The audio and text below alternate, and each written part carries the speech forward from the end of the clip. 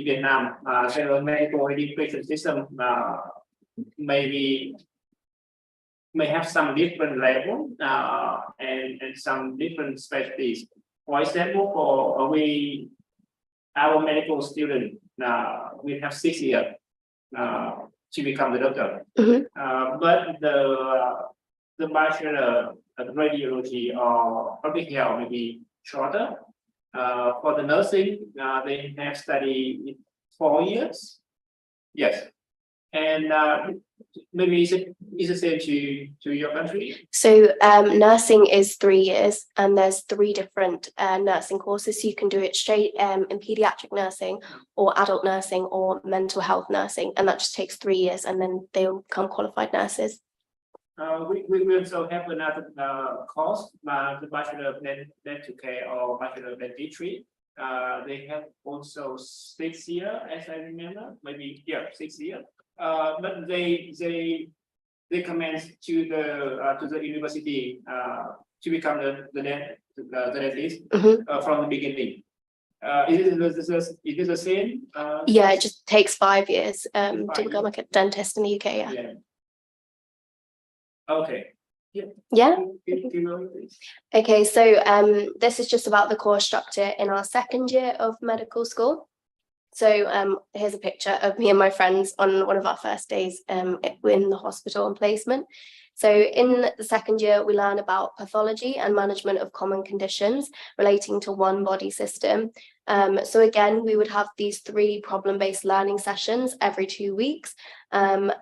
And we would spend the 2 weeks on one body system again. So an example of this would be the respiratory system. And in those 2 weeks, we would cover COPD, asthma, pneumonia, and tuberculosis. And then we would also have 2 days in the hospital on alternative weeks. And when in the hospital, we were expected to take histories from patients and practice our examination skills. Can you explain us a bit more about the one body system? What is that? So every 2 weeks we would just focus on the one body system to try and keep it simple. So that example is we'd do respiratory in 2 weeks, and then the next 2 weeks we'd moved on to say the GI tract and look at the common conditions that affect the gastrointestinal system. Yeah. So are you studying at the other simulation lab or just in theory only? So we would study within the medical school picture that I showed you on the first slide. That's where our problem-based learning would occur. But then we would have 2 days in the hospital every other week where we'd like put those skills into practice. Okay. Yeah. But I'm quite curious about the communication skill. How did you interact with the simulation? What's happened in that session? So it would just be an actor that's come in. So they're usually trained and they understand quite a lot about medicine. It's like a very specific job. So they would come in to the university, and then there'd be a small group, usually like 6 of us, and then we'd all take it in turns. So the actor would have like a script that would tell them a certain history.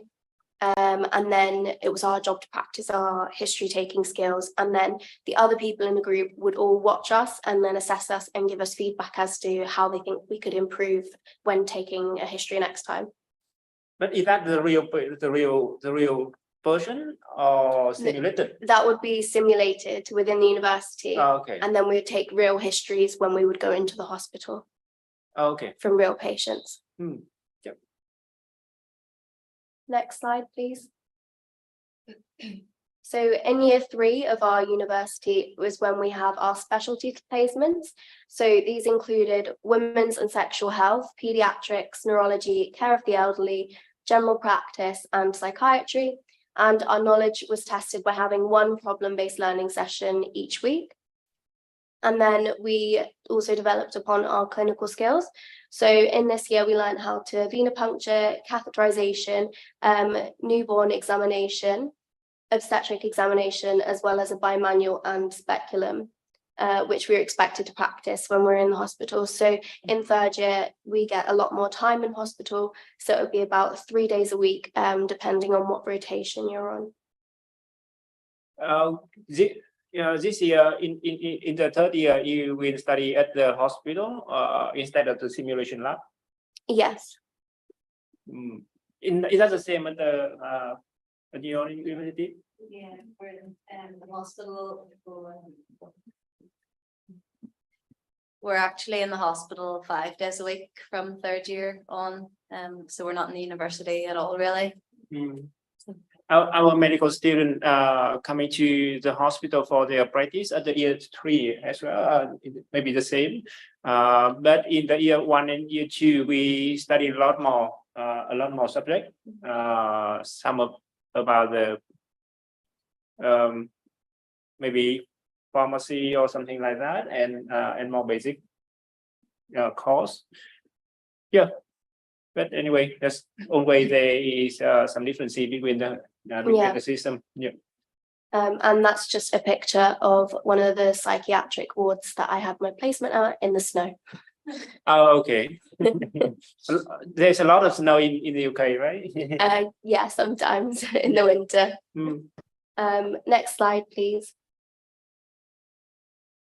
And so this is the course structure of year 4. So this is the year that me and Lucy have just completed. So this year is split in half. And for the first half of the year, we had rotations in our specialities again. But this time it was only obstetrics and gynecology, pediatrics and psychiatry with a new specialty training of palliative care. And here we would just enhance our clinical performance from what we had done in the previous year. And then the second half of the year is spent on core rotations within medicine and surgery. So we would be dotted around. So we'd have like maybe one day on ortho and then the next day on urology, just to get a really broad and wide experience of the different specialties. And in terms of clinical skills, we learned how to cannulate in this year. And at the end of the year, we were assessed with 2 written papers and then 2 OSCEs, which is what we call our practical examinations. And these were our final exams. And here is a picture of the majority of our year group celebrating after doing our final OSCE. Okay, it looks great, right?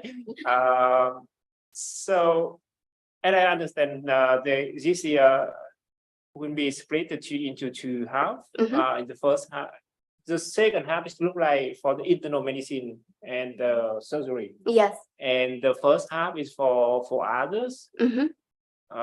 Yes, it look like quite similar to us. We have the 4 core subject. Yeah. Internal medicine, surgery, pediatric, and gynecology, and yeah, but it's not for psychiatry. Okay. Yes, I think the palliative care is a new one. It's not a core subject in Vietnam. Okay. But maybe the core subject in other developed country. I saw it in Australia as well. The Australian government invest quite a lot into the palliative care system. They funded quite a lot of projects. And open and build up quite a lot of university campus and also develop some palliative care course for the Bachelor of Nurse and medical student as well. Yeah, maybe that's a new approach. That's a new way. Yeah. And so year 5 is the last year of our university degree. So this is the year that me and Lucy are going into. And as we completed our final examinations in year 4, there are no exams that we need to sit in our last year. So it's more of an apprentice style year with intense clinical placement.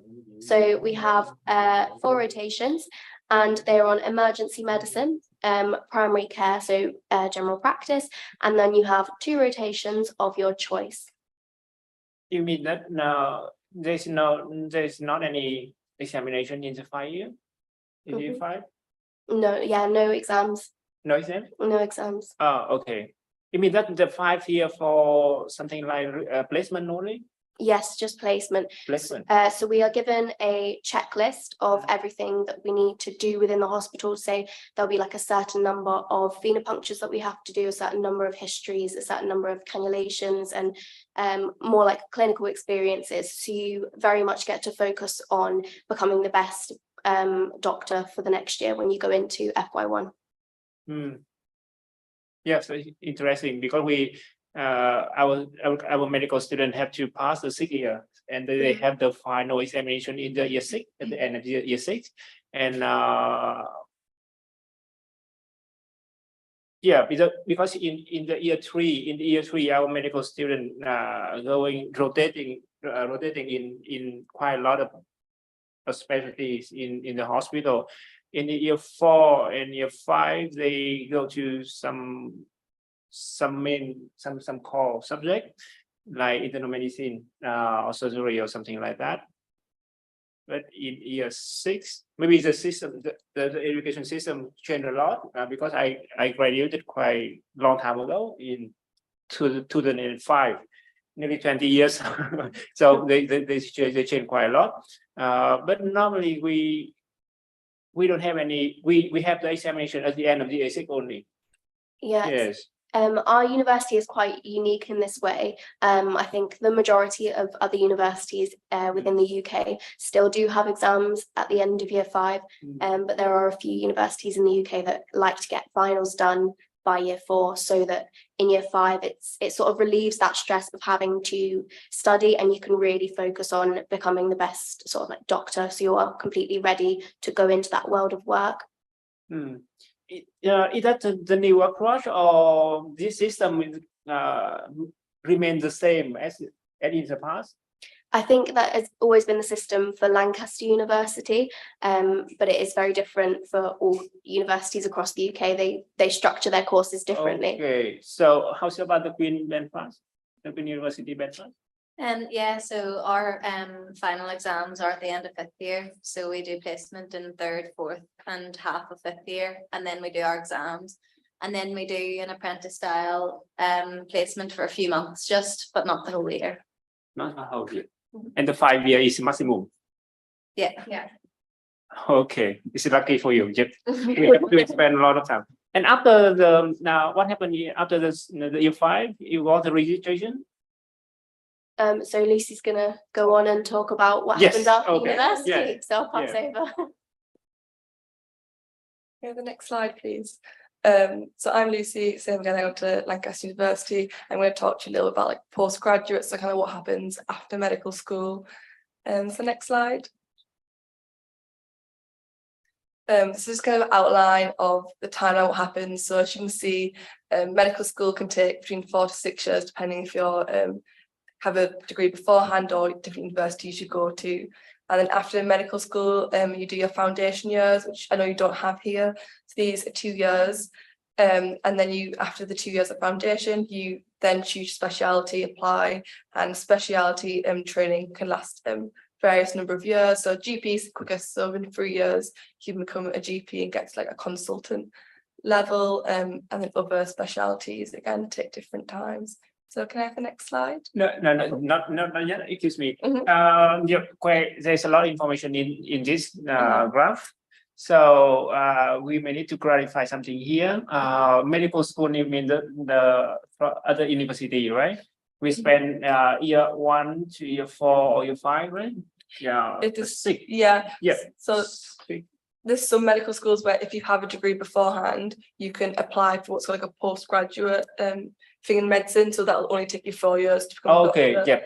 So it kind of it's a lot shorter. And then obviously other medical schools, we're 5. The majority of medical schools it's 5 years to become a doctor. Some like I think Oxford and Cambridge are 6 years to become a doctor. Okay. And this Jacques just presented the first column, right? The first blue one, the medical school in the 5 year, and the next one is the foundation years. Can you tell a bit more about the foundation year? What happened in the foundation? If you've got the next slide, I've outlined it. So if you've got the next slide, I'll break it down. So these foundation years are 2 years directly after medical school, and it's kind of again help form this bridge between medical school and to specialist practice. So you have to successfully complete your first year, so FY1, in order for the GMC to grant you full registration with a license of practice, and you have to have this to practice as a doctor in the UK. So you have to complete the first year of FY1, and these kind of help you get a really good understanding of potentially what specialty you want to do. So you can either do like 4 placements of 3 months or 2 placements of 6 months, kind of depending on what hospital you end up at. So again, you kind of pick maybe some areas that interest you, you spend those months in there and kind of try and understand what specialty you want to go into. And then most foundation years, you have a minimum of like 3 hours per week of learning. So again, this is kind of continued learning. Even as you're a doctor, the foundations schools help you develop your knowledge and things.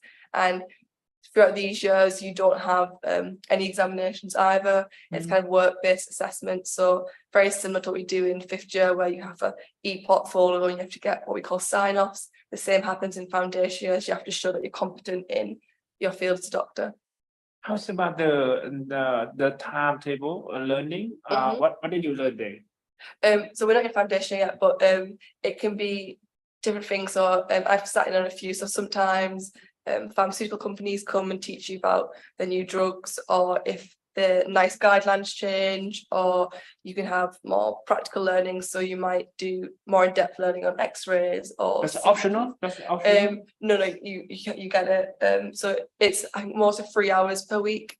Some hospitals might have more, but it's 3 hours. I think in Blackburn, one of our placements is on a Thursday or Tuesday afternoon, where all the FYs will come together and they'll sit like in a lecture room, and they'll be taught on a certain area, and there's like once a week that happens. So how about you guys? About the timetable learning, or other foundation years, you want to share something with that? Ours is the same. I think it's the same throughout the UK. The foundation years, it's for every university it applies to, so we have to do 2 years. And you have to do those 2 years in the UK. You can't go outside of the UK to do it. But you mean that now after the first year, 2 year, the foundation must be in the 2 year or the 1 year. You have to do 2 years. So you 2 have years. foundation year 1, and at the end of FY1, you'll be given your full registration to practice, and then you go on to finish your FY2, and then you apply for specialty training. But most specialty applications, you have to complete the 2 years. You can't like speed up the process. Yeah, okay. yeah, of course. But in Vietnam, we in recent year the medical school graduated already in the new university. But if they want to have the registration to practice, they have to attend 1.5 year practice at the hospital, like placement or the foundation. Now we can call it a foundation. But in total, the 18 months. Yeah. After that, they get registration, but no examination needed in that time. Yeah, we just have the like sign-offs to show you're competent doing like cannulations, showed you can like ward rounds, you can manage things. And this is the year you start getting paid as a doctor. So you'll get paid and you'll have like annual leave. So you'll have up to 30 days a year where you can take time off to say go see your family, go on holiday, do whatever you want with. Yeah, but the medical student here, if they join the foundation year, they have to pay for that. Some doctor, some resident, the resident can get paid from the hospital and other funded, but yeah, just the resident only. The resident is very special one, because they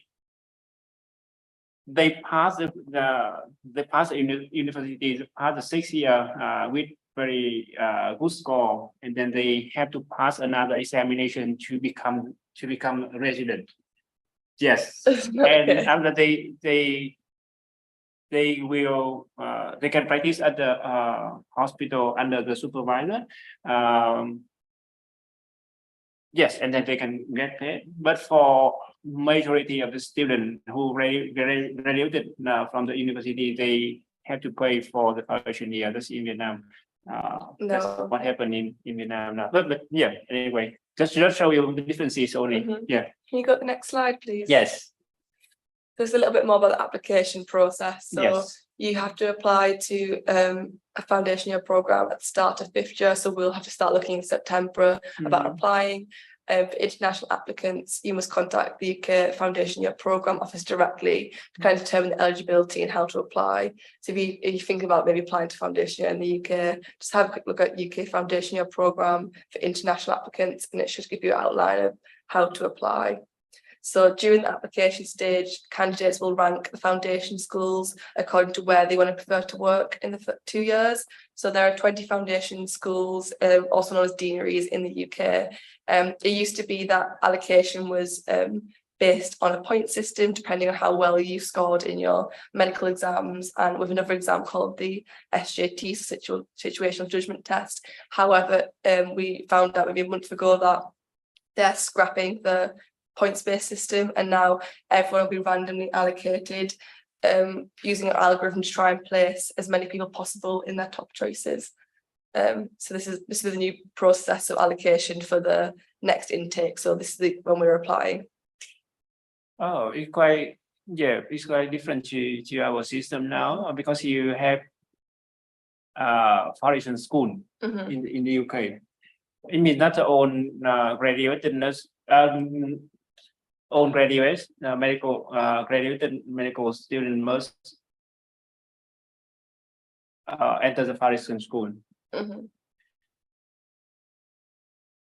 But what school do when do for the student? They arrange the placement. They arrange the practice. Yeah. And allocate the student into Yeah. based on the student needs. Yeah, so it's like a job. So if you go to the next slide, I'll show you. So these are all the areas called deaneries. So these are all the 20 areas you could possibly be placed in. So they're quite large areas. So what will happen is you'll rank all your deaneries. You'll then be told what deanery you're in. You'll then go to start ranking every single hospital in that deanery. So obviously, guys, it's quite big areas. You might only want to be in one part of the country. So you'll rank with hospitals in that area. And again, then you'll be allocated potentially a hospital, and then from being allocated hospital, you'll be allocated your rotations for your foundation year.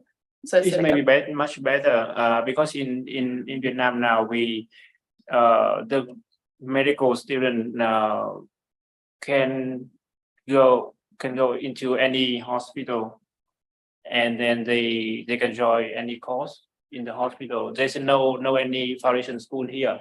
But if anyone wants to have a foundation practice, they can go any hospital like my hospital and other hospital in Hanoi and in other province, and then they practice there, and the hospital will size on and approve the practice time for them, and then they can have the registration. But it means that it may be better. I tell you, this system, this approach is much better because the healthcare system can arrange and control quite well the number of practice, and they can allocate the student, the medical doctor, and then because the problem here is our healthcare system includes 4 different levels. But our hospital here is at the top. At the top of the pyramid, the government hospital, and above that one is a provincial hospital. They have a bit lower capacity. Under the provincial hospital is district health center. They can practice this a bit the fewer medical procedure and have lesser capacity in healthcare treatment and healthcare services. In the community, we have also the community health station, like in the remote, rural and remote area, with a few staff only, and they manage the patient only. There's very few procedure can do at that level, but it means that it's a big difference in the capacity of the healthcare services between the level of the system. Like mine can do a lot of things, but the provincial hospital, provincial level, and the district level maybe that's much lower. It means that a lot of students go to the Bangma Hospital and other government hospital for their practice because they can study a lot of techniques there, and they can get a lot of knowledge and experience on the virus disease and a lot of knowledge here. They can do a lot of things under the supervision of the expert in this hospital as one of the biggest hospital in Vietnam. But it also means that just very few graduates coming to the lower hospital for their practice. Even at one time, a lot of medical staff coming to our hospital, but no one in others. Yeah, but it's much better with this system. They can control the number of the medical doctor, and then much better for the patient because the waiting time is maybe So that's why I told you that this system maybe much better. Well, of course, the policy maker is we make the final decision. Yes, we as in our show we don't aim to criticize any system. We just provide the fact, right? And we don't make any decision here. We just discuss what's the difference between the two countries in individual point of view. Yeah. That's my point, maybe correct or not. But we just try to discuss about the fact only. So yeah, I think it's much better. We can learn something from here. That's a good one. Yeah, the deaneries kind of have a certain number of posts for doctors depending on like how many people in that area, how many hospitals, how big it is. So yeah, they can only take a certain amount of foundation year doctors, and once all the posts have been filled, those applicants will to less popular places potentially. Next slide, please. So going to talk about specialty training. So this is what you apply to after your foundation year programs. You don't have to apply straight after FY2. Lots of people take what's called an F3 and F4 year. You can kind of work for as many years at like a foundation level until you apply for specialty training.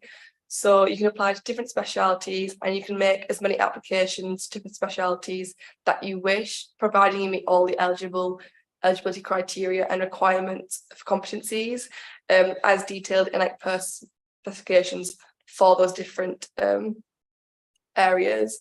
And the different specifications can be found on the Health Education England website, and they're very different for different specialties. So I haven't even mentioned it because it would be a whole other PowerPoint kind of outlining that. And it's kind of based on application. So you include any qualifications that you have, any academic skills, any publications that you've got, personal skills, so what you are as a person, especially commitment to your desired specialty. So what extra things if you do, and as well as that, if you get through, let's say, the first round, you have in-person interviews, so like panel interviews where you'll be kind of spoke to with consultants and they'll kind of ask you questions of why this kind of specialty and job. So each different specialties have different competition ratios. So for example, acute common STEM, so ACCS pathway in emergency medicine, which is kind of an area I like, so I've mentioned it. In 2022, there was 1,606 applications for only 361 posts, and the posts are scattered throughout England. So there was a competition ratio of like 4 applications roughly to every 1 post. So it's quite competitive. So lots of people don't get in the first time they apply because they generally don't have enough show commitment or any extra things or any of the extra requirements they need. So that's why they take an F3 and F4, because sometimes the rotation you want to go into is not what you got in for your foundation year. So you have to take the extra time and maybe an extra year to try and build up your CV and really strengthen your application, and then you go on to apply. And different specialty trainings, different number of years, which I'll kind of go on to on the next thing. Yeah, it's quite interesting here because it means that the specialty training, the position for the specialty training is limited. Mhm, It's based on the real needs of the healthcare system, but not for the individual needs, mhm. right? I mean, all the participant, all student must pass the foundation course, the Mhm. foundation program before joining the specialty Yeah, training. you've got to do both foundation years before you're allowed to apply for specialty training. So you must do your two foundation and then you're allowed to apply. And what happened with a lot of people, because we have over 1,000, 1,600, Mhm. 1,600 application, and we have just over 300 posts. Mhm. What happened with a lot of people don't pass that one? So you can take what's called an F3 year, so a foundation year 3, just kind of similar to an foundation year 2, where you just again will rotate through different areas, kind of at the same level as an FY 2, but you'll maybe you have more leeway to try and get into the rotation specialty you want. So most people use your foundation year 3 to try and strengthen the application. So they try and get more hospital time in, say, emergency medicine or in the ICU they want to go into, to try and like build those skills and be able to like strengthen the application so that the next year they apply, they can get in. Or some people do an FY3 as a junior clinical fellow, so they might take that year and do teaching with the medical schools, things like that. Some people take an FY3 and do what's called locum work, so they won't have a set job where they're in every week. They'll take what's called locum shifts, so any spare shifts that the hospital need doctors for, they're generally paid a little bit more for them, and then they might go travelling after or take some time out of being a doctor in that years. But are they allowed to practice to provide the healthcare services to the patient without the specialty training? Yeah, so if you don't get a specialty, you'll just stay at the level of like an FY2. So you haven't progressed in terms of specialty, but you're still allowed to practice medicine things. Okay. But it's like a different way. Rather than applying for the foundation year program for the 2 years, you can apply to the hospital as like an FY3 job and potentially just work in one hospital in certain areas that you want to. It's more a chance to pick exactly where you want to be for foundation year 3. Okay, quite interesting for us because in our country, anyone wants to become the specialist, they can attend any training and have the registration to be a specialist. But they feel very limited specialist in the UK. Yeah. It's the first time I have to know that. Yeah, but of course the government can control the volume of the specialists in But do you think that any shortage in the specialist Yeah, in the UK? definitely. There's it's very hard to get into specialty training, and they need more, but they need more. But Like- why they limited the portion? I think it's just in terms of like the jobs, the teaching, the money to pay them, that kind of thing. And space in the hospitals, like the hospital you're at might not want to take any more posts. Or don't have any money to pay for the posts, don't have enough older clinicians to do the teaching and things like that. This is why they just don't have as many posts. How's about your idea, Beverly? You think about the specialty training and the limited number that was? Yeah, well, ours is the same. There's limited numbers. I think it might be to do with the amount of consultant posts there are. So consultant posts are quite limited. So they limit the amount of training posts because of that. I mean, and just the money thing as well. I don't think there's money for unlimited training posts. Right. Yeah, in my point of view, so the government can control the volume of the medical staff, but just a limited number of the posts is look quite strange for us. Yeah, because anyone want to be a specialist, that's individual needs. Why they limited the post? Maybe maybe we need to find answer in another time. But the first specialty training, this training is also quite different to our country because in our country, any doctor want to be the specialist, they can join the specialty training right after the university, the 6th year. Yeah. They don't need to complete the foundation course.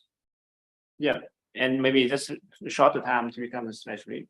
The specialist in the like, do you think that dentist is a kind of the specialist? What's that? The dentist? Dentist. Yes. Dentist is a completely different thing. So when you apply for university, Mhm. dentistry school's a whole different, it's completely separate from medical Yeah. school. So I'm not really sure how they specialise. In Belfast anyway, they have one called V1 instead of F1, where they have to complete 1 year between their dental school and then practicing for the NHS, where instead of working for like a private practice, you have to spend 1 year working for the NHS, and then after that most tend to go into either specialty training, which you can only do in England. You can't do specialty training as a dentist in Northern Ireland, so they have to go over to England and specialise, or they can stay and work in general practice as a dentist in like a private practice at home.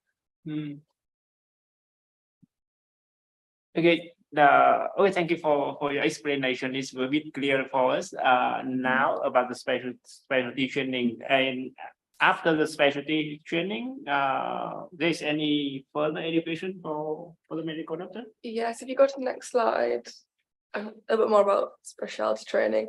So Okay. it takes a different number of years to complete. So depending on which kind of specialty you want to go into. So GP is 3 years, things like surgery can take up to an extra 8 years. And during like all these years, you have different number of exams that you have to pass to go on to the next year. And lots of people these years can take years out and things. So say they want to start a family or they want to experience, they don't have to do the 8 years one after the other. Some people take years out, like maternity leave, paternity leave, that kind of thing. And you've got to pass different exams, and it's kind of complicated because different specialties have different exams. So I kind of went again with the ACS emergency medicine. You'll take what's called the MI, so it's a multi-specialty recruitment assessment, along with GPs, anaesthetic obs and gynae, and core surgical trainees. And this examination is actually free, but it's only at specific venues.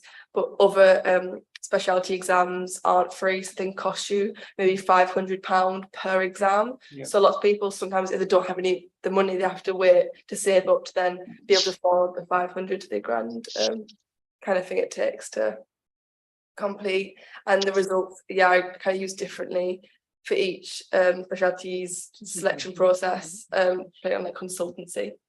So kind of once you finish the number of years you've passed all the exams, specialty training, then you'll be a consultant, and consultants are like the top of the field. There's no more progression once you get to consultant level. It's not easy, right? It's look not easy at all. No. So do you think that you want to be a specialist? Is this one? Is this approach? Yeah, so everyone generally specialises at one point. They will get into a programme at one point.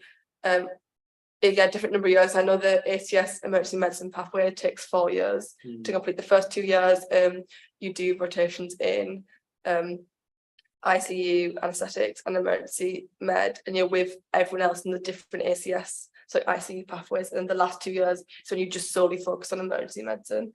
But again, like you have exams throughout the way. So if you fail an exam, you've got to be thinking as well. You probably haven't been revising since you've left medical school. So for us, it'll be 3 years since our last exam. So lots of people fail. They're quite hard exams as well. Yeah. Yeah, if you fail it, you've got to wait till the next, and the exams are only at certain times of the year. So you've got to wait till the next exam, and I think there's maybe 2 examination dates in a year. So you've got to wait till the next date to do it again. That's 2 times. Yeah, and they're only at certain areas in like certain venues. So although like this one exam doesn't cost, you've got to get transport, maybe accommodation to the venue. you got Yeah. asked for time off work to take How it. many venues in the UK? I am not quite sure because obviously there's so many different exams. Oh, okay. This is like one type of exam, but there's different types of exams, different specialty trainings. This is not one. Ah, okay, yep, There's you're quite a right, you're lot. right, yeah, maybe that's quite a lot of venue, but the venue for a particular specialty is maybe that's a different one. But now how much of is on average the cost of the exam? 500 quid to £500, sometimes up to £1,000. Not so many, right? £500. How much is that in dollars? So I don't think that's too much. it'll be 15 million. 15 million per exam. It's not so much for because they have already a practice at a GP or something else or some other big before becoming or before joining to the exam. So they have Yeah, Yeah. you're working. already working, right? So I mean that they have maybe they have enough to pay for that. Mhm. Yeah, and so maybe the course is not really the barrier for them to take the exam. Maybe the exam itself maybe too hard for them and fail that one. Transport and accommodation maybe another barrier, but maybe not too big one. I think the issue is more is it's quite often people fail the exams, like it's more rare to pass the exam first time. So people have to spend like £500 quite often, which is where like Okay. the issue lies. Like Yes. for example, my dad failed one of his like 8 times. Well, really? So yeah, so Okay. you have to keep going. Obviously that was a bad one, but like it's quite Wow. common that people will fail. Oh, that's an interesting number, right? Yeah. Do you know on average how many times for anyone to become to pass the exam? Pardon? How many times of attending the exam? Average. Okay, I'd say like Can say. hopefully few, but 2 or 3. Hopefully 2 or 3. you'd be done. Yeah. Okay. It's quite bad. It's quite a lot, right? But first time's really good. Like you'd be doing well to pass first time. Mm. I think one of the problems is that you don't have like time off to revise. So you've got to be working your regular hours, like 7 till 6. Mm. And then at this point, most people have maybe start having children and things. So then they're trying to do all their revision in like the extra hours. So they might only get so many nights, then they're working night shifts, they're working weekends. So it's kind of as well the limited time they've got to revise. Mm.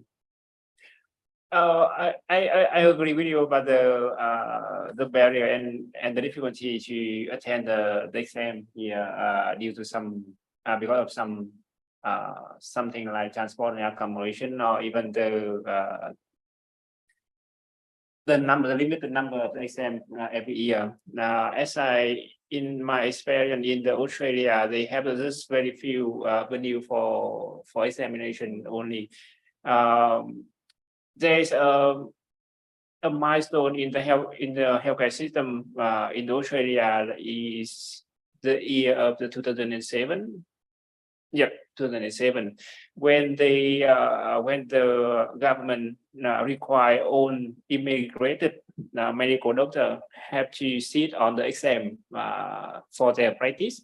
Before that milestone, before that year, on they accept, they approve on the degree of the immigrated medical graduate, international medical graduate, IMG. Graduate to practice in Australia, but after that year, own doctor must sit on the exam and they pass the exam. And some of them practice fail the exam and they have to quit their job and go out their office. They are not allowed to practice or anymore because they failed the exam. And the pass rate is very low. Yeah, and the reason for the fail is not about the transport, not about the accommodation, but because of communication skill and lot of communication and language Just for Australia, they are familiar with the culture and the communication skill of the Aboriginal and resident there. But for immigrated one, it's quite strange for them, and just coming fail about a lot of them failed because of the communication skill. Yes, that's doesn't matter. Also, that's very limited venue in Australia to for their exam. For that exam, that's a national exam, right? It's not local exam. They have this, for example, they have one venue in Melbourne only, and just few other in other big city as well. And all the GP must go in there to sit on the exam. It takes quite a lot of time and cost for traveling and accommodation as well. So yeah, and it happened 1 or 2 times per year only. So and the cost is much more than that. The cost for the test is 10,000, around 10,000 Australian dollar. Yeah, it's very expensive. It's very expensive. And in that exam, I can share to you something I know about that exam. On that exam, there's some rounds in that exam. The candidate must win face on some situation, some patient situation, and they with standardized patient. The real one, the real person with some simulated condition, and they have to check and get diagnosis on that one. They have to communicate with standardized person. Yeah, and some theory. Yeah, they have to pass the theory test first, and then the practice exam is maybe later. There's majority of the candidate can pass the theory, but they fail in the practice, and there's a bit of long time between the exam. Maybe just one person, they have to wait for 1 year to get another to sit on the next round. So a lot of time for immigrated medical doctor in the Australia. Yep. So that's some of my experience on the exam. About specialty, can you share with us your dream? Do you think that you will be a specialist in the UK, and which specialty are you prefer? I think it is. Most people do specialize in something. In terms of the ones that I would be interested in, pediatrics, I really enjoyed in medical school this year. And obviously we've picked to do it this week in Back My Hospital as well, and enjoyed it. So pediatrics, and then GP, like family medicine, I really enjoy as well. I enjoyed my placement this year, but I probably won't decide for like another 5 years or so. I feel like I'll want to work in the specialties first, and then I'll see. So yeah. Yeah, can you share with us, if possible for you? Can you share with us the hidden reason behind the reason why you? The reason why? Yeah. It was really only based on my like placements that I had in like medical school. I was in a hospital that had really good teaching, and they got you really involved in the wards. And then we did 2 weeks in neonatology before we came here. Really enjoyed that placement. They just let you get very involved, and they taught you loads, and I just found it like interesting in medical school. And then same with my GP, why I like family medicine. It was just because of the family practice I was in. They got me very involved, and like you had your own room, and they let you just do consultations by yourself. So I think it is just based off the placements that I've had in 4th year, and then obviously I'll see what I like in final year as well. But yeah, it's placements that is the biggest reason. you mean that you're comfortable with the placement in the pediatric? Yeah, Yeah. I feel like at the beginning it was Okay. difficult you have to find a Yeah. way to like communicate with kids, but you get used to it after a while. So yeah, no, I do. I really like kids medicine. Yeah. Okay. Thank Mhm. you. Now, Tiffany. Yeah, we're all quite boring because we all have liked pediatrics this year. So at the moment, if I was to say one, like pediatrics for now, but again, I think I don't know until I'm actually working in it and see how I feel about it then. But yeah, I just find the conditions that are quite specific to children or that you see more commonly in children quite interesting to learn about. And I enjoyed my placement on it, and I feel like it's quite a hands-on specialty, quite practical, which I like. Whereas GP for me, I feel like I'd be kind of bored, or I don't think I would enjoy it as much. Okay. But yeah. Yeah. No, I think one of the reason both of you interested in the pediatric, maybe yeah, you are a woman, that's like a natural character. Yeah, maybe. Yeah, but I think you found some difficulty in other specialty. Maybe that's also the reason. Yeah. Okay. How about you, Beverly? I am the same. I enjoyed my pediatrics placement the most this year out of all of them. So yeah, again, if I was to pick one, I would probably say pediatrics at the minute. I just quite liked as well how you can be a general pediatrician. I don't know about here, but at home you can't really be a general adult medicine doctor. It's all very specialized. Whereas if you work in a district general at home, you can just be a general pediatrician, which I like because there'll be a lot of more variation and things like that. So that was another thing I liked about it. Okay, thank you. I found the fact that some strong men want to be a general a surgical surgeon. They really enjoy some our surgery department in our hospital. So maybe that's like a natural one. And Sylvia's? I'm thinking emergency medicine. Oh, really? Again, I've just had a few placements. I work as a job in emergency. I like how busy it is. I describe it as chaotic energy, but I really like with being really busy, the hands-on nature of it, like thinking on your feet. Most people think I'm crazy back home because it's obviously a really stressful specialty to go into, lots of like nights and things, but it's kind of an area that's really interested me.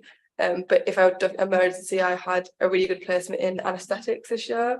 But again, I don't know if it was because the doctor and the consultant that I was placed with was very engaging, let me do lots of hands-on stuff like obviously intubations and things. I was like, I don't know if all our views on specialities are kind of warped by a nice consultant that was good for us. But I think emergency at the moment is what I'd like to go into. Okay, yeah, thank you for that, because it's not so many people choosing the emergency for their career. It's very stressful. I know, and you will work in the shift work. That's shift work, and it's very tired because I have some friends in Australia, and they are paramedic. They look very tired after work, but they have very strong mental health. They have very strong mind and always excited to help the people. Yeah. I also think it's the specialty where it felt more like a team working family in the ward. I think emergency is the only place where I've really seen like all the different healthcare professionals work more of a team. And that's what I kind of like, that like team aspect. I really liked. Yeah, thank you. Jean, how about you? So like the girls, I'm also interested in pediatrics. Pediatric, right? That's natural one, right? Very similar.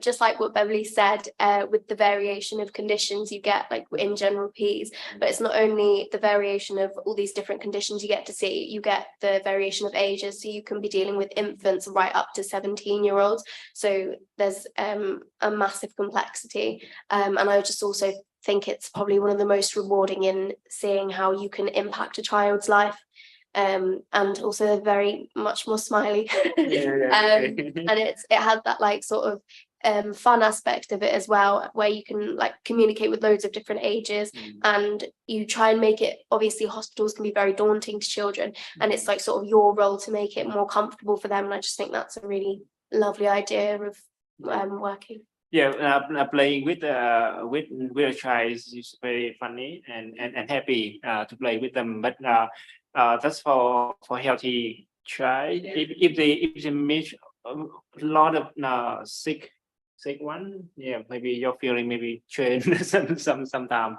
Yeah, but it's very straight one as well. Yeah.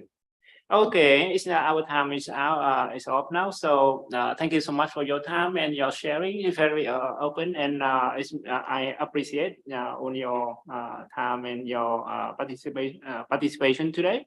Thank you a lot, and I wish all the best for your travel in Vietnam and in your career as well. Thank you so much. Yeah. Okay. Okay. Thank you. Thank you, our team, and thank you everyone joining with us via Zoom. Thank you, and see you in the next time.